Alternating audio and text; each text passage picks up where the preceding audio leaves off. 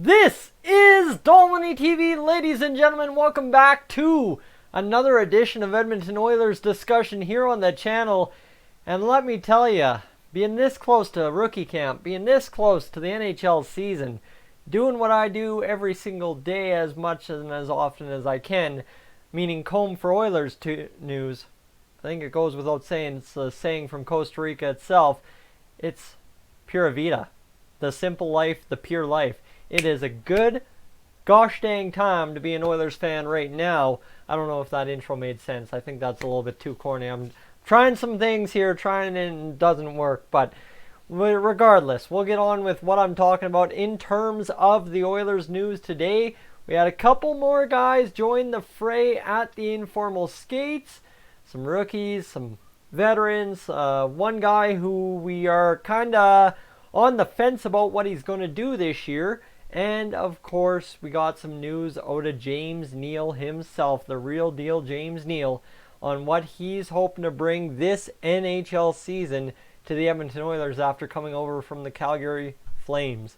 So shall we get to it? Number one thing you need to know is not how Neal describes his offseason with Connor McDavid.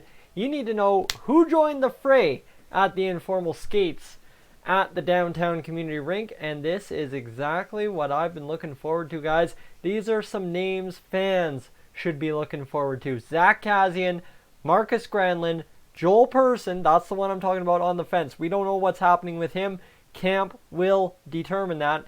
And then Evan Bouchard and Ryan McLeod as the pure, or I don't know, you could say, how would you say it? Prospects. I would say prospects for sure. So, they suited up with the second group. Joel Persson was also on the ice. I don't know if that means he was on the ice with the main group or the second group. Is what it is. But it is exciting to see that the boys are slowly returning to Edmonton ice surfaces, and we're getting that much closer. Ladies and gentlemen, today, as I used an analogy yesterday, is like Christmas Eve. Yesterday was December 23rd, December 30th. Today's Christmas Eve or New Year's Eve, however you want to look at it. We are so close to Oilers hockey, and it smells and tastes so good if you understand the hunger as an Oilers fan. So with that, we have to break down exactly everything James Neal had to say in his little press conference today. 7 minutes of raw video with the media.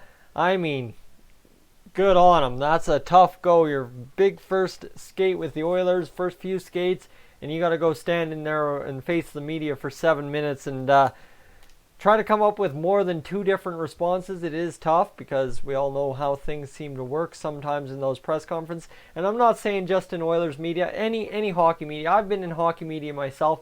It is damn hard after interviewing 5 different players to come up with new questions. And when you've done it as long as some of the guys have in the media, it is damn hard to come up with a different line of questioning when you've kind of seen every situation out there. So with that, basically, what are the big takeaways from that press conference is what I'm going to get at. And I think the big thing is the headline out of the Edmonton Oilers blog right here, written by Jamie Umbach. Is Neal confident in ability to fill top 6 role for the Oilers? Well, ladies and gentlemen, we know that is exactly why James Neal ended up on the Oilers. I think in terms of the deal with Milan Lucic and how that worked out, right? We could have taken anything of scraps for Milan Lucic, no problem. That's not the part. But in terms of bringing back a big money player who was having a crap miserable year the previous season, I think James Neal is the perfect guy we could have found to fill that top 6 role. Obviously, yeah, you can debate the fact of Louis Eriksson over there with Vancouver, but there's a lot more questions surrounding Louis Eriksson than there are surrounding James Neal in my mind, because honestly, the Vancouver Canucks still don't know what they're going to do with Louis Eriksson. So with that, let's get into some quotes. I can sit here and stammer about everything all day, or I can actually get into the fact. James Neal, now 32 years old. Well, he fell down the Flames lineup. Obviously, I don't think he really got a fair shot out of camp. But to be honest and to be truthful, I said Elias Lindholm in a video on Dolynny TV previously would get 70 points in a hockey season for the Calgary Flames playing with Sean Monahan and Johnny Gaudreau, and that is exactly what he did. So to say that James Neal fell down the lineup kind of feels like an insult because it was what I had predicted already beforehand kind of deal. So, got to stop sidetracking myself here. The thing is, let's get to this quote. I think things obviously didn't work out in Calgary for me, and the same thing for Lucic here, Neal said, and essentially goes on to say it's a change of scenery for both of us, and I'm really happy to be here. We got a lot of turnover here and a lot of change, and I'm looking forward to working with that. I was worn down and going to a new town, moving everything, and it was a big change for me. Then where I was playing in the lineup was really hard, so I got a fresh start here, and it's in the past. That's the big key for Mr. James Neal. Now, Neal already weighed the potential of playing alongside the couple of guys, and prior to skates and stuff, you know who I'm talking about, McDavid, Nugent-Hopkins, and Draisaitl. And he basically says this. He'll talk to Dave Tippett, go through the specifics, not Pacifics, Jesus, who am I? As we get going here into camp, but of course I want to be in the top 6. That's the key. James Neal, honestly, if he's not in the top 6, the Oilers are in hurting territory. I think ideally, you'd like to, if you're going to have Tyler Benson in the lineup, you'd maybe like to have Tyler Benson, James Neal, and Ryan Nugent-Hopkins. I know, guys, I'm here today, there tomorrow on what I see as the second line, but it is so fluid and there's so many possibilities. But I've said all along I'd prefer James Neal with Ryan Nugent-Hopkins. That would be my ideal. And so he's proven that he can play that role and put the puck in the net. He's scored 20-plus goals in 10 seasons. So he knows he can score, and for us, I think that it's getting that belief of winning back in this locker room and this city to get back into the playoffs. So essentially, he's saying, if the boys in the locker room buy in, if the coaching staff, the team itself buys in, the fans have to do their part and get behind the hype train. And I mean, yes, okay, we're going to be a lot slower to do that than the guys in the dressing room, hopefully, because last thing I want to do is sit here and bark up the wrong tree and say, man, we got to be ready for playoffs game 1, and then suddenly all of a sudden we're sitting here at game 10 and we're 1-9, right? I don't want to do that. I don't want to get myself hurt. As much as I hope for playoffs this year, it's a wait and see till about game 21. Okay, let's just breathe, relax, not get too excited about that word until about end of November, all right? And then one of the first people to see the potential change of scenery and top 6 role for Neal was Ken Holland, who had no reservations about the trade after acquiring the forward on July 19th. It's good for Milan and Calgary, but as it pertains to the Oilers, we think James is a guy that's going to be in our top 6.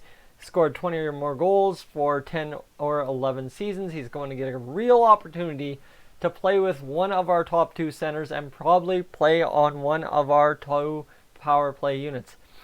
Okay, I don't think I've read this quote before, and if it's an old quote, this is a fun one. One of our top 2 centers. Who are the top 2 centers? And I honestly don't think I'm out to lunch to say that Ryan Nugent-Hopkins and Connor McDavid are the top 2 centers, and Ken Holland and Dave Tippett view Leon Draisaitl as a winger. Just saying. Or maybe it's Nuge as the winger. I'm not sure. You've got a little bit more quote. And this is just Neal's honesty about how the situation in the NHL plays out. I think guys that have gone to back-to-back Stanley Cup finals, the wear and tear in our bodies, and the ability to recover and getting back to where you want to be, it's just not there, and that's not the reality of it. Or that's the reality of it. Pardon me, adding words to a quote that I shouldn't be. And I think getting my shot where I want it to be, dialing in my stick and everything like that. Last year I just didn't feel like myself, so I had a great summer of training, and I'm in a great shape, and I put in a ton of work, and I feel good and confident coming into camp when last year I didn't feel like that. So, that's the James Neal article on the Edmonton Oilers website. Ladies and gentlemen, if you're looking for one easy takeaway from that, James Neal is confident he can make an impact in the Oilers lineup. Stop me if you've heard that before, sure. But honestly, this is exactly what you need out of a guy coming into a new franchise. You need him to kind of endear himself to the franchise, say, I'm here to do what's best for us. And that's the key, us. That's going to be the big term this year for sure. And especially, where does us start? It starts with you. Because if you don't have 23 guys doing their best, the unit, the team cannot do their best, as we clearly saw illustrated last season. So, what else do we have?